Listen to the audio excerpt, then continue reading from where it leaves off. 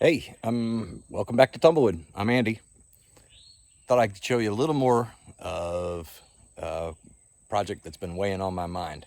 You heard me talk earlier about there being too many pine trees because nature's been allowed to just do what it wants.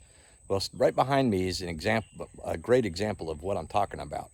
If you look, there are way too many pine trees right in here. There's probably 50 trees.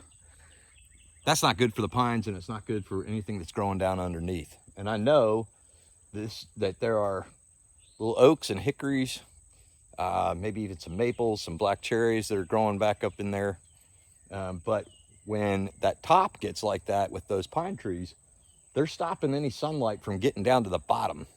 It actually creates what's called a pine desert, because nothing, when the sunlight can't get down to the floor of the forest at all, there's nothing that's growing down there because there's no photosynthesis happening. So we're going to thin some of that out because deer don't want to go in there. There's nothing for them to eat. There's no habitat place for them to lie down. It's just not good for anything. It's just too many pine trees. And that's because there probably used to be a big pine tree here before, and it dropped all of its seeds.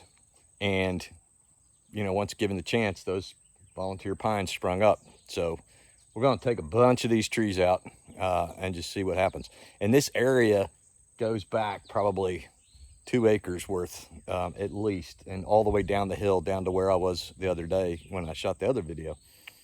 So yeah, that's what we're going to do.